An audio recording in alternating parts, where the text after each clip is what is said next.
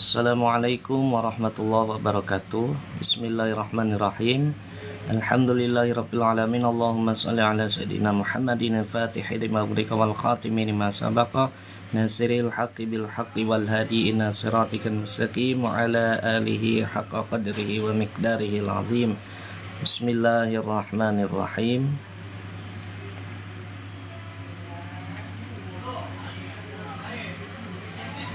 Oke, teman-teman, kita akan mulai membahas kajian kitab kuning lagi, yaitu masih dalam serial kitab Fathul Qorib. Kita akan membahas dari awal, dari halaman awal, yaitu muqaddimah kitab Fathul Qorib. Bismillahirrahmanirrahim. Di sini ada kalimat man yuridillahu bihi khairan yufaqihu fiddin. Man utawi sapane wong iku yurid ngersakake sapa Allahu Allah bihi kelawan man khairan ing api yufaqih mongko bakal aweh pemahaman sapa Allahu ing man fiddin ing dalam urusan agama. Barang siapa yang Allah kehendaki terhadap orang tadi, Allah kehendaki menjadi orang baik, maka Allah akan memberikan pemahaman kepadanya dalam urusan agama. Nah, di sini kita langsung saja membahas. Nah, untuk muqaddimah ini kita baca matannya saja, yaitu takrib. Bismillahirrahmanirrahim. Bismillahi kelawan nyebut asmani Allah Ar-Rahmani kang maha welas asih ing dalam dunia akhirat, Ar-Rahimi tur welas asih ing dalam akhirat belaka. Alhamdu utawi sekabehane puji iku lillahi tetep kagungane Allah Rabbil alamin kang mengerani wong alam kabeh.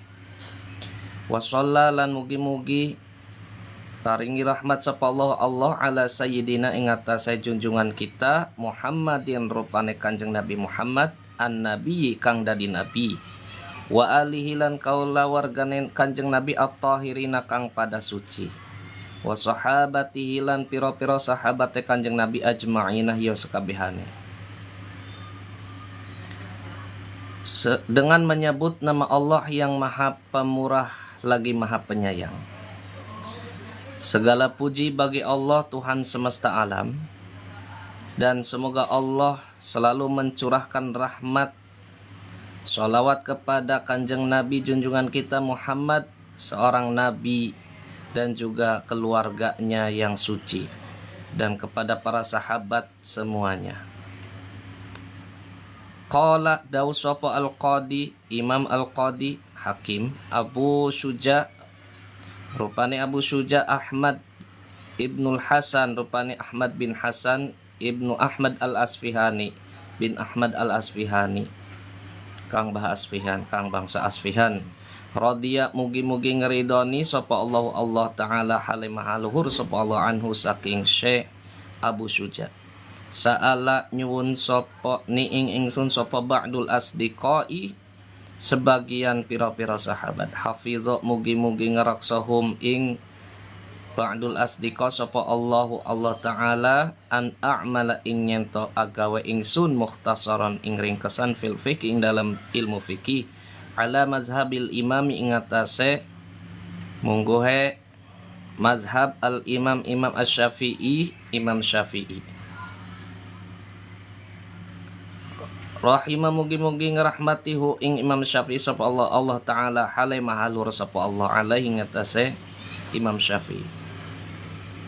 Rahmatullah, mohon maaf ini harusnya rahmatullah utawi rahmat Allah taala alaihi ngatase Imam Syafi'i waridwanuhu lan keridoni Allah fi ghayatil ikhtisar ing dalam tutuge ringkesan wa nihayatil ijazilan puncake ringkesan.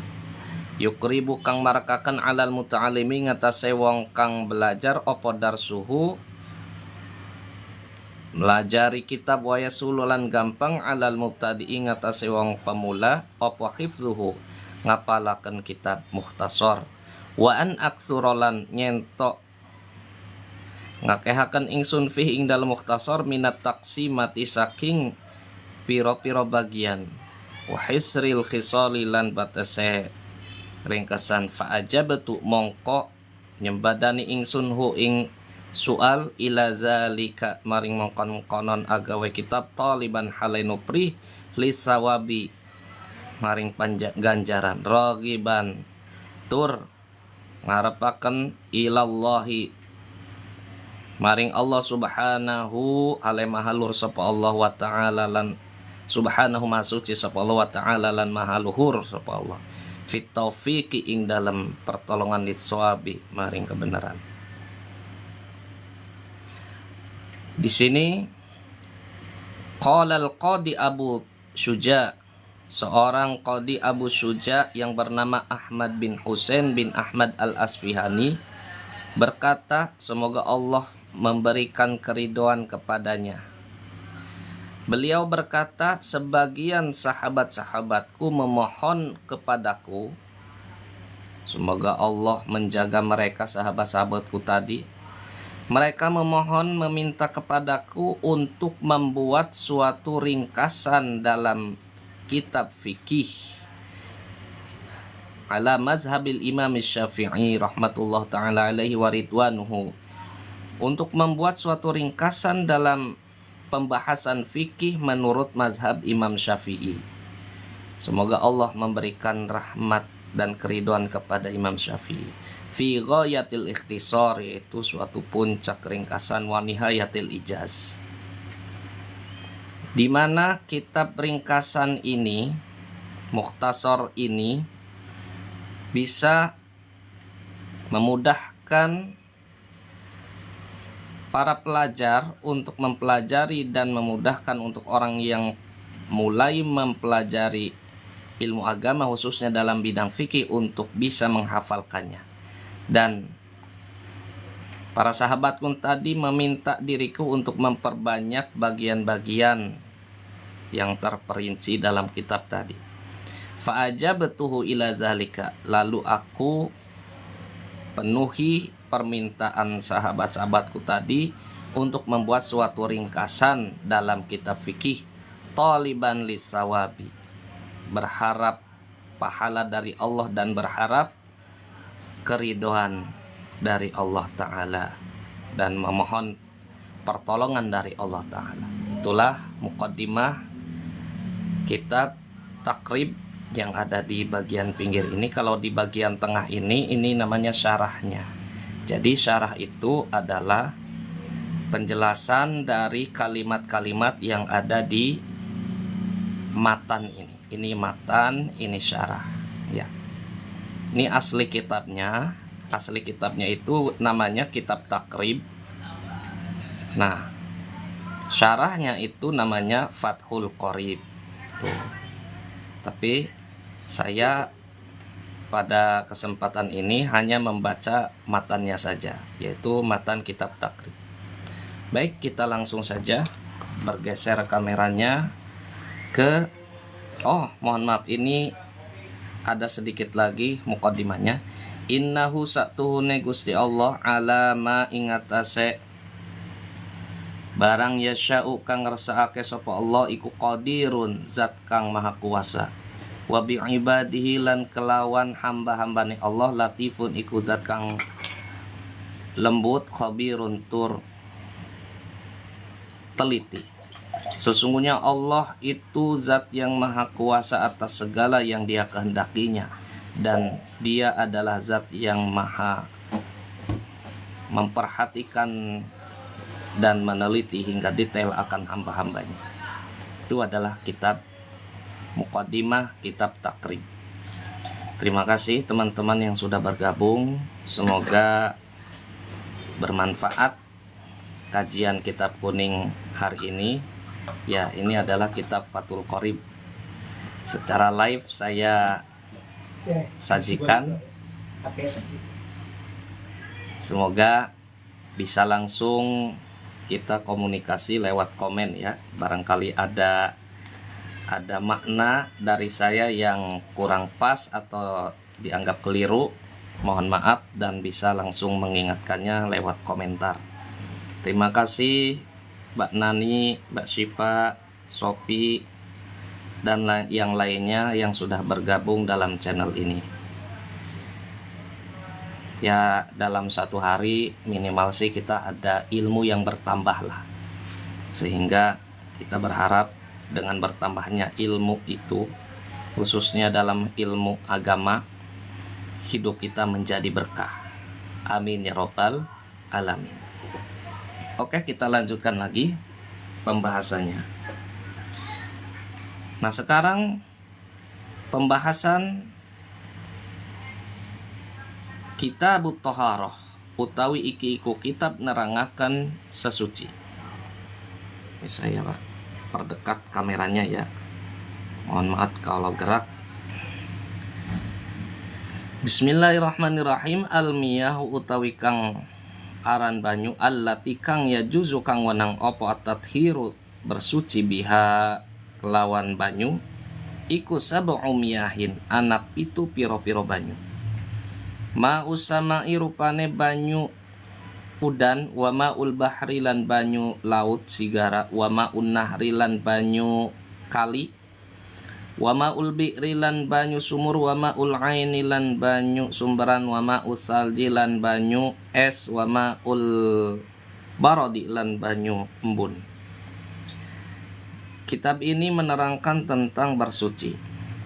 Air, es, wa ma'ul barodi lan banyu embun. Kitab ini menerangkan tentang bersuci. Air atau jenis air yang boleh digunakan untuk bersuci itu ada 7 jenis. Di antaranya yaitu air hujan, ma'us sama itu namanya air hujan. Air laut, air sungai, air sumur, mata air, air es, dan air embun. Nah, ketujuh jenis air ini boleh digunakan untuk bersuci. Kemudian summal miyahu mongko nuli utawi piro-piro banyu iku ala arba'ati aqsamin ing atase 4 piro-piro bagian. Tahirun suwiji iku banyu suci, mutahirun kang nyuciaken, ghairu makruhin kang ora dimakruhaken apa isti'maluhu gunaaken banyu. Wa huwa utawi banyu iku alma'u banyu al-mutlaq banyu mutlak, wa tahirun. Nah, stop sampai sini dulu. Nah, kemudian pembahasan selanjutnya adalah jenis-jenis air dari segi hukum penggunaannya. Jenis-jenis hukum penggunaan air itu ada 4 macam. Yang pertama adalah air tadi hukumnya suci untuk dirinya sendiri dan mensucikan untuk yang lainnya. Ya, suci untuk dirinya sendiri dan mensucikan untuk yang lainnya. Dan juga ghairu makruhin isti'maluhu, tidak dimakruhkan untuk menggunakannya. Air apa itu? Wahuwal ma'ul mutlak, yaitu air mutlak. Air mutlak tadi kalau kita korelasikan dengan jenis-jenis air yang suci, itu adalah air suci, air murni. Air murni kalau air hujan berarti dia murni air hujan. Kalau air laut berarti dia murni air laut. Kalau air sungai dia murni air sungai. Air salju, air sumur, mata air, air embun berarti dia status keadaan airnya masih murni, sehingga dinamakan air mutlak. Nah, itulah air mutlak tadi. Nah, kemudian jenis air yang kedua yaitu watahirun. Watahirun lan banyu kang suci, mutahirun kang nyuciaken, makruhun tur makruh atau tur dimakruhaken opo isti'maluhu gunaaken banyu. Wa huwa utawi banyu tahir mutahirun makruhun isti'maluhu iku alma'u banyu almusyammasu kang den panasaken maring srengenge. Jenis hukum air yang kedua adalah air yang suci mensucikan. Ya, mohon maaf yang ini ya. Suci mensucikan tapi makruh untuk digunakan. Nah, kalau makruh digunakan artinya ini ada bahaya di dalamnya. Lebih baik kalau ada alternatif lain, lebih baik tidak menggunakan jenis air ini. Meskipun statusnya itu suci dan mensucikan. Nah, jenis air apa ini yang suci mensucikan tapi sebaiknya tidak digunakan? Wahuwa al-ma'ul musyammas, yaitu air yang dipanaskan di bawah terik sinar matahari. Nah, dalam syarahnya ini yaitu air yang dipanaskan yang ditampung dalam wadah yang terbuat dari sesuatu yang berkarat. Ketika dipanaskan di bawah terik sinar matahari, maka air tadi akan panas suhu. Nah, karena panas maka dari wadah yang berkarat tadi akan mengeluarkan partikel karat. Nah, contohnya wadah apa? Wadah yang terbuat dari besi atau seng atau sejenisnya yang bisa berkarat. Ketika dipanaskan di bawah sinar matahari, maka akan mengeluarkan partikel-partikel zat kimia dan itu berbahaya untuk kulit, sehingga secara kesehatan lebih baik tidak digunakan. Walaupun air tadi hukumnya suci dan mensucikan. Itulah yang dinamakan ma'ul musyammas, yaitu air yang dipanaskan di bawah terik sinar matahari. Kemudian selanjutnya hukum penggunaan air, yaitu wa tahirun lan banyu kang suci ghairu mutahirin, kang ora nyuciaken li ghairihi maring liyane banyu. Wa huwa utawi banyu tahir ghair mutahiri ghairihi iku alma'u banyu al-musyam al-musta'malu kang wis den engko digunakaken, wal mutaghayyiru lan banyu kang owah bima kelawan barang kholata kang nyampuri apa ma'hu ing banyu minat tahirati saking pira-pira benda kang suci. Nah, jenis hukum penggunaan air yang ketiga adalah air yang suci tapi tidak bisa digunakan untuk mensucikan hadas atau najis. Apa itu airnya? Wahuwal ma'ul musta'mal, yaitu air yang sudah digunakan untuk bersuci. Nah, contohnya ketika kita berwudu, air bekas wudhu tadi, contohnya berwudhu membasuh muka. Nah, membasuh muka itu bekas membasuh mukanya netes, itu namanya air musta'mal. Nah, jika tetesannya ditampung di dalam wadah sehingga tetesannya itu ya ada contoh 1 gelas, nah itu tidak bisa digunakan untuk bersuci lagi karena air tadi statusnya sudah digunakan. Nah, jadi barang bekas ya, barang second dalam air itu tidak boleh. Yang kedua, jenis air yang suci tapi tidak bisa mensucikan adalah wal mutaghayyiru bima khalatahu minat tahirati, yaitu air yang tercampur dengan benda-benda yang suci. Contohnya, apabila ada air dalam satu wadah kemudian tercampur oleh sabun. Sabun itu kan suci, bukan barang najis. Tercampur oleh sabun, maka air di ember atau di wadah tadi hukumnya tetap suci, tapi tidak bisa digunakan untuk bersuci. Contohnya apa? Tidak bisa untuk menghilangkan najis, tidak bisa untuk berwudu, tidak bisa untuk mandi wajib. Nah, itu maksudnya. Tapi tetap suci, bukan air najis. Atau air yang kejatuhan atau kemasukan minyak wangi. Nah, airnya kan menjadi wangi. Jadi status keaslian air tadi berubah setelah tercampur oleh benda-benda suci. Hukumnya suci tapi tidak bisa mensucikan yang lainnya. Nah, apabila bercampurnya itu dengan sesuatu yang alami, maka tidak menjadi terhalang untuk mensucikan yang lainnya. Contohnya apa? Air yang tercampur oleh endapan lumpur, misalkan di sungai atau di balong ya, itu kan ada air, dan di bawahnya itu kan ada tanah, ada lumpur, kadang ada daun-daunan, sehingga air tadi karena mengembang, ya, mengendap artinya tidak mengalir, itu kadang-kadang suka berubah menjadi terasa air lumpur, atau terasa seperti air ada bau-bau daun yang sudah membusuk.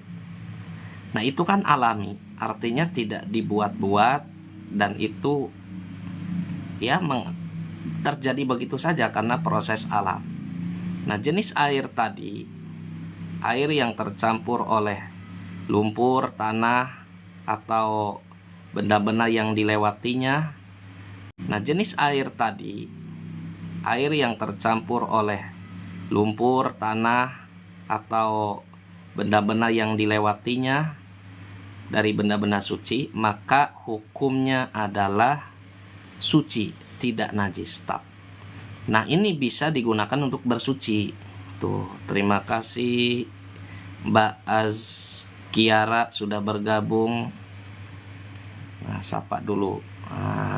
Terima kasih ya.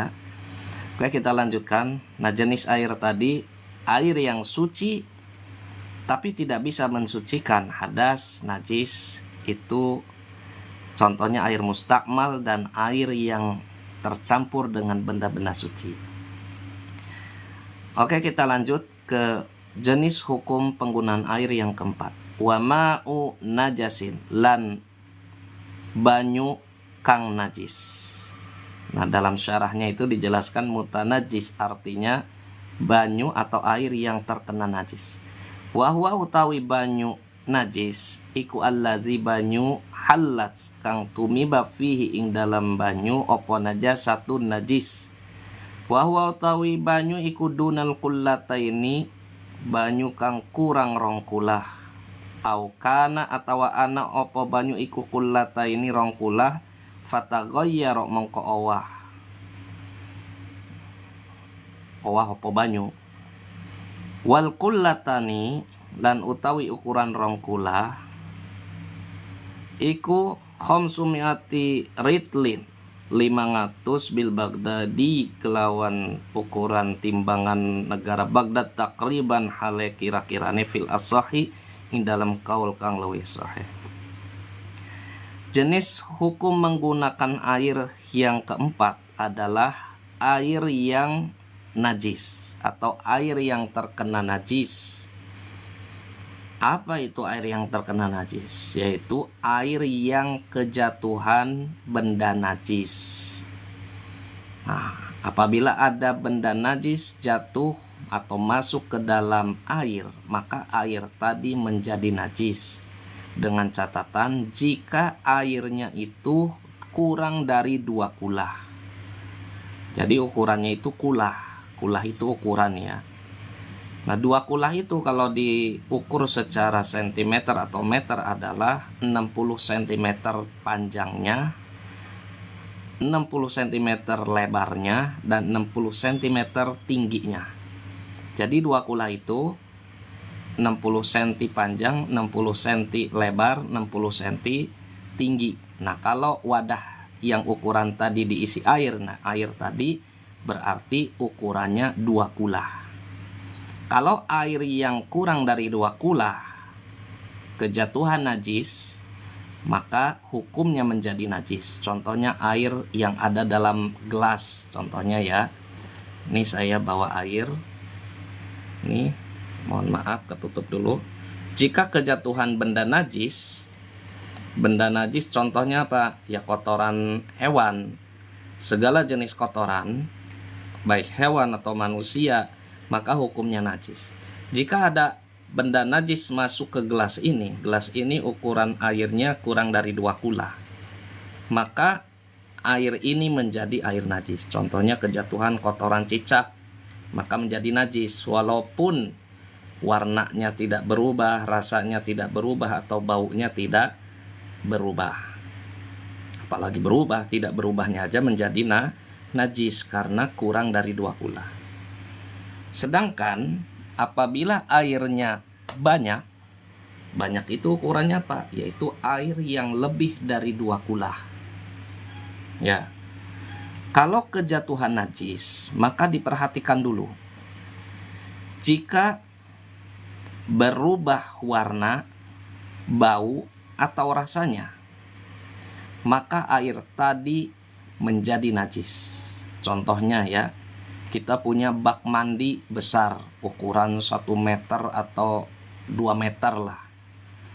Kejatuhan najis, contohnya kotoran cicak. Kotoran cicak kan kecil ya, 1 meter atau 2 meter lah.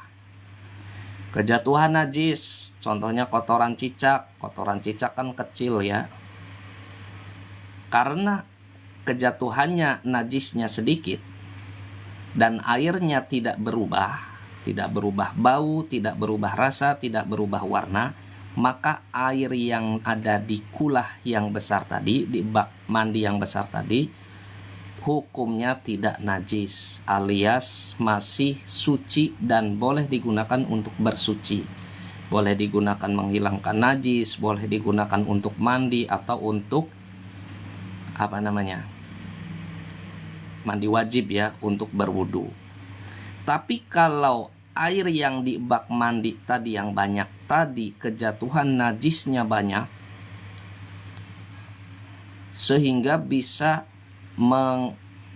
merubah warnanya, merubah baunya, dan berubah rasanya, maka air yang banyak tadi hukumnya menjadi najis. Itu perbedaannya. Perbedaan air yang sedikit dan air yang banyak.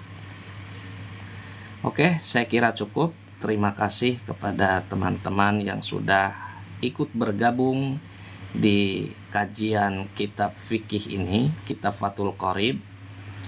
Semoga bermanfaat. Nanti kita lanjutkan lagi, yaitu bab tentang cara-cara memanfaatkan kulit bangkai binatang. Kulit bangkai binatang nanti ada pembahasan khusus. Wajuludul maitati tathuru bid-dibag, yaitu masih serial kajian kitab fikih Fathul Qorib bermazhab Syafi'i.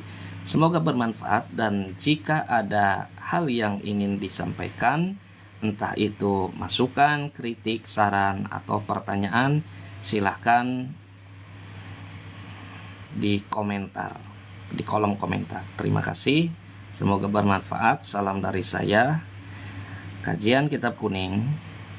Wassalamualaikum warahmatullahi wabarakatuh.